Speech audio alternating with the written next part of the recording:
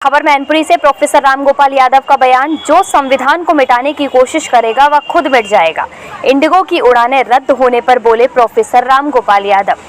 कफ syrup के मामले को लेकर बोले प्रोफेसर रामगोपाल यादव। पुतिन के भारत दौरे पर राहुल गांधी को न बुलाए जाने पर बोले प्रोफेसर रामगोपाल यादव। महात्मा गांधी के हत्यारों के महिमा मंडन पर बोले प्रोफेसर रामगोपाल यादव। एसआईआर को लेकर बीजेपी आरएसएस के साथ हो रहे मंथन पर बोले प्रोफेसर रामगोपाल यादव। डॉलर के मुकाबले रुपए की कीमत घटने पर बोले प्रोफेसर रामगोपाल यादव। भाई दो चीजें हैं, एक वोटर लेते कैसे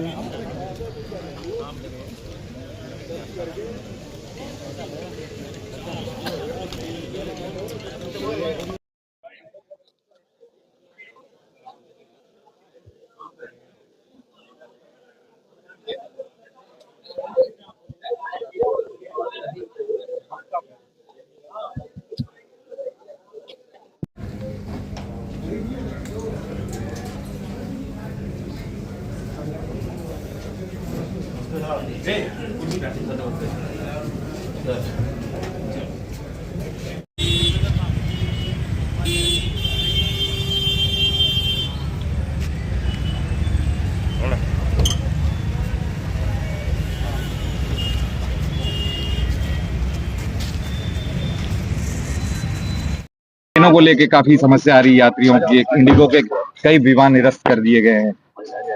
देखिए, इस देश में देश का नेतृत्व सिर्फ एक आदमी के हाथ में सारी संपत्ति देना चाहता है जी।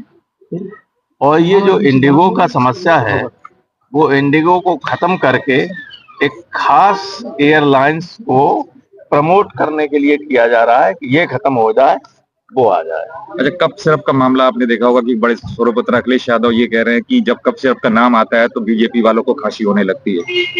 ऐसा है कि चूंकि जब बीजेपी की जब मुख्यमंत्री, चर्चा ये है कि एक आदमी उसमें ऐसा था जो ये धंधा करवा रहा था, वो मुख्यमंत्री को उससे जुड़ा हुआ था। एक पूर्वांचल का माफिया है बहुत बड़ा, और एक उत्तर प्रदेश का बड़ा अधिकारी इसमें शामिल। बिहार में चूंकि शराबबंदी है, शराब जा नहीं सकती है, ये सिर्फ शराब का ही काम करता है, इसलिए ये बहुत बड़े पैमाने पर हजारों करोड़ का मामला है। ये कोई 100-200 करोड़ का भी ना मामला नहीं, घपला है।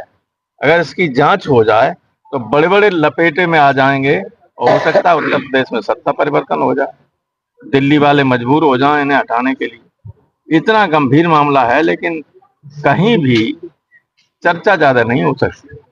अगर हम छींक दें तो सारा मीडिया चलाएगा और वहां इतना सब कुछ हो जाए तो कुछ नहीं चलेगा। अच्छा सर, ये अभी पुतिन आए थे, रूस के राष्ट्रपति, यहाँ पे तो विपक्ष एलओपी के राहुल गांधी को बुलाया नहीं गया था, इसमें तमाम राजनीति हो रही। देखिए, जब छोटे मन के लोग होते हैं तो यही होता है। पंडित नेहरू से लेकर अटल बिहारी वाजपेयी तक तो ये परंपरा कायम रही, अब ये मनमोहन सिंह के जमाने में भी रही। अब नहीं मोदी जी पसंद करते हैं राहुल को तो नहीं बुला रहा। अच्छा, महात्मा गांधी के कातिल पर महिमा मंडन हो रहा है, सोनिया गांधी कह रही है संविधान पे हमला है। ये ऐसा है, जब महात्मा गांधी को राष्ट्रपिता ही नहीं मानते और खुलेआम अब तो मजबूरी में उत्तर प्रदेश ने धक्का दे दिया ना इस चुनाव में, लोकसभा में, इसलिए संविधान की बात करने लगे। तो वरना 400 पार तो संविधान बदलने के लिए था और मन में अब भी है, क्योंकि भारत के हमारे संविधान को न मानने वाले आरएसएस के लोग न उन्होंने पहले कभी झंडा लहराया, राष्ट्रीय ध्वज, सन 50 साल राष्ट्रीय ध्वज को उन्होंने राष्ट्रीय ध्वज नहीं माना, तो वो तो उनकी मदर इंस्टीट्यूट है। और वो बीजेपी अगर देखा जाए तो अभी लखनऊ में आरएसएस वालों के साथ आया, एसआईआर को लेके मंथन और चर्चा कर रही है, इसको कैसे देखेंगे फिर? देखिए, इलेक्शन जहां अधिकारी निष्पक्ष होगा वहां न आरएसएस कुछ बिगाड़ सकता है किसी का, न बीजेपी, और अधिकारी बेईमान होगा तो किसी की जरूरत नहीं, वैसे ही बिगाड़ देगा। सर, एक आखिरी सवाल, डॉलर के मुकाबले पे रुपया काफी नीचे आ चुका है, जब प्रधानमंत्री सत्ता में नहीं थे तब ये कहते थे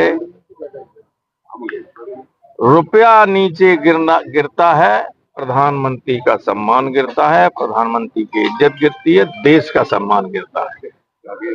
अब रुपया गिर रहा है तो मालूम वित्त मंत्री क्या कह रही, रुपया नहीं गिर रहा है, डॉलर बढ़ रहा है। दुनिया भर के अर्थशास्त्री हंस रहे हैं और हमारे लोग इतने बेशर्मी से जवाब देते हैं जिसका कोई मुकाबला ही नहीं। क्या लगता है सरकार द्वारा संविधान से छेड़छाड़ करने का प्रयास किया जाता है? जो इस देश के संविधान को मिटाने की कोशिश करेगा वो मिट जाएगा खुद।